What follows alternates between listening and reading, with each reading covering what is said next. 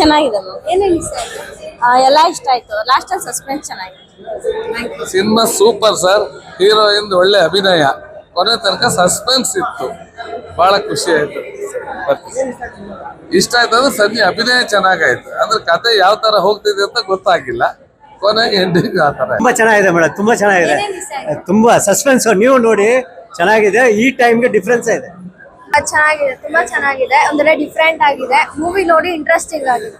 Cinema suspense ಆಗಿ ಚೆನ್ನಾಗಿದೆ, super ಆಗಿದೆ ಮೇಡಮ್. ಫ್ಯಾಮಿಲಿ ಕುತ್ಕೊಂಡು ನೋಡ್ಬೋದು.